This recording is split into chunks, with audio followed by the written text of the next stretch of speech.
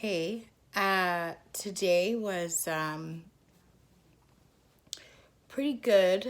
Um, I go to like a certain support group every single day, and I really liked what it was just talking about. It was stating that there was only two sins, and I obviously know that there's more than two sins. I actually remember listening to this sermon, and well, it was a talk actually, and the man was saying anytime there's the word I in front of something, sometimes we are doing too much or giving too much that, like, so overindulging, I, like, what do I need? What do I?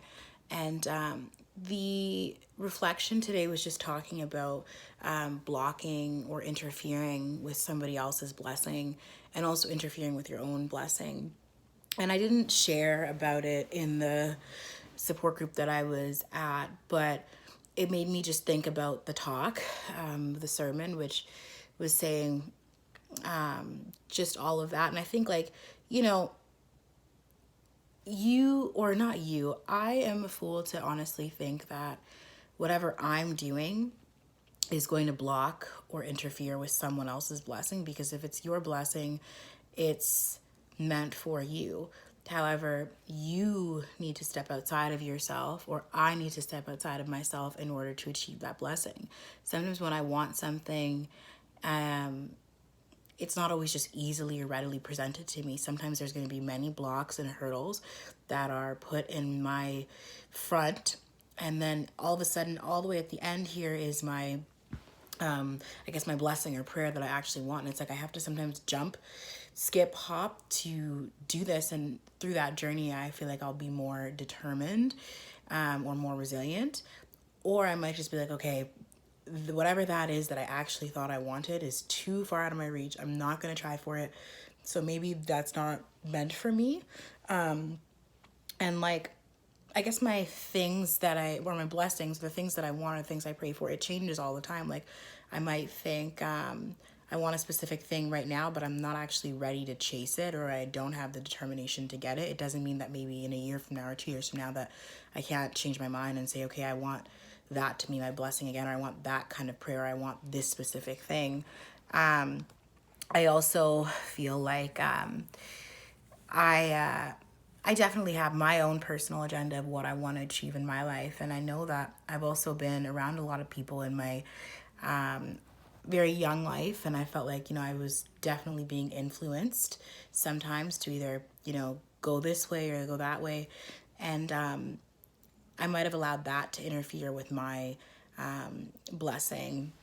And I just want to read kind of what it was saying. It was saying, like, so happiness is such an elusive state. How often do my prayers for others involve hidden prayers for my own agenda? How often is my search for happiness a boulder in the path of growth for another, or even myself?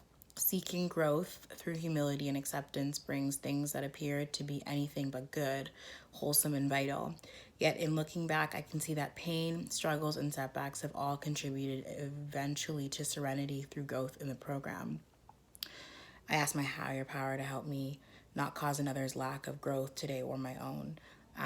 There's a lot of things I do sometimes that do hinder my growth. Sometimes I'm scared of people truly seeing my intentions or truly seeing that I want something, because I'm afraid that somebody will tell me, okay, no, you wanting that is bad. But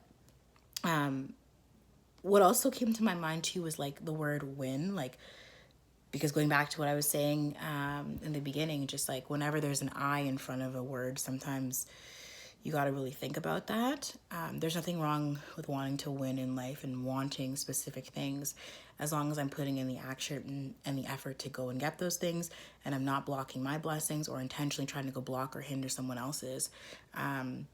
I feel like, the more that I have tried to block someone else's, which I don't, but the more that I've found that if I do that or if someone else has done that to me, it almost makes me feel even more determined to want to go and pursue that thing even more and have even more of a push or pull towards something.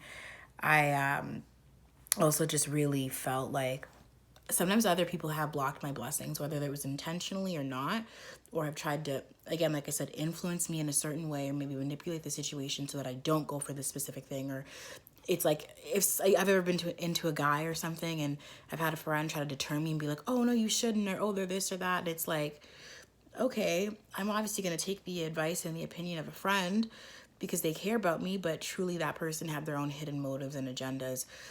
They didn't want me to be into that person because maybe they liked them, and vice versa. That's just one mini example.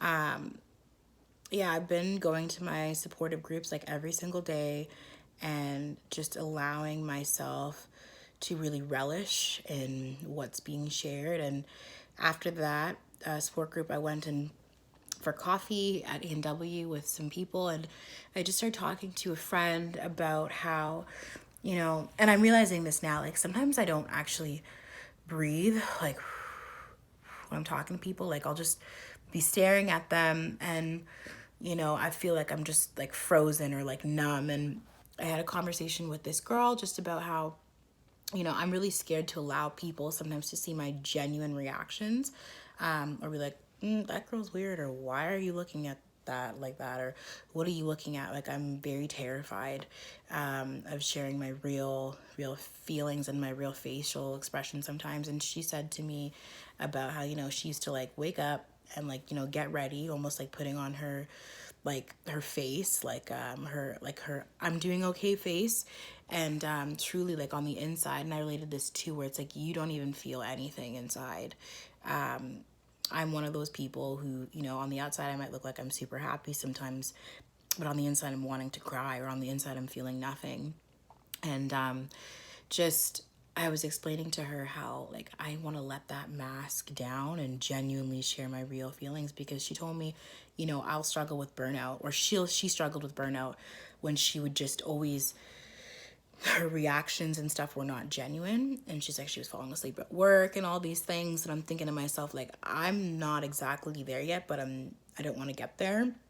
And her sharing that with me has allowed me to, get to the point where now I feel like, okay, it's safe. Again, that whole giving the permission, it's like someone gave me the permission to just truly be myself. And I guess what I was really worried about is like someone else is going to judge my reactions or my expressions and be like, ugh, I can't believe she's thinking like that, or ugh, I can read her face, because I am very expressive in my face. I don't always have a great poker face, but I can't always be worried, and who gives a crap about, my reactions. I know that in certain social settings and certain social cues, like people are like, gasp, or like smile, or just all these different things. And I'm like, this is too much work, giving all this face all the time. It's just like, I have reactions and expressions for a reason. So I'm not gonna be a person with like multiple different faces. If like we were talking about how, well, that doesn't make any sense, but we were talking about how like, there's more than one feeling, not just happiness or sadness. There's like the feeling of being perplexed, all these different emotions and stuff. And I remember when I was in treatment, we'd get like that feeling chart, and I was like, whoa, I didn't know there was all these different emotions. I'm like, I've been so used to being in one emotion only. And like growing up as a kid, my dad always told me, he's like, be happy, Faith. And I literally as a child took that to heart, because like my dad, I looked up to him so much. I was like, oh, just be happy, just be happy. And then I got to a point where when I used to cry really badly, it was to the point where I literally didn't know how to deal with sadness, that I wanted to slit my wrists. Like that's how bad it was. So now I'm getting to a place where like, okay, I don't have to just be happy all the time, and I'm not going to be happy all the time. I can move on to these other emotions and other feelings. And I'm so scared that as I'm going through this journey and like, letting the chips fall and stuff, the people around me are going to react not well to my adjustment and my change. And like, that sounds really crazy to think about it like that. But I'm trying to set myself free from this type of thinking where it's like, I hope and I pray that I've supported people around me that will let me be my true self, because I haven't been being myself for a long time, and I'm just finding and figuring that out. I don't know how I feel all the time, you know what I mean? But I don't want to get locked into a certain character or to a certain personality type you know, I'm growing and changing. And yeah, I'm really happy again that I started doing these video diaries. I feel like if I just do a little bit each and every day, like 1% each day, that'll add up by the end of the year. And getting back to my goal or my mission, which is allowing myself to see how much I've grown and how much I've changed, and just be able to be free and flowy and a free spirit and flexible. Because yeah, I'm definitely doing that inner healing work right now. And I'm grateful to God.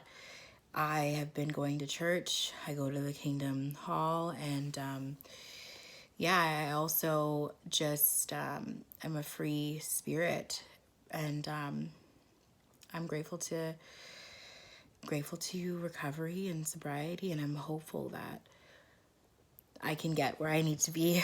So, yeah, thanks again.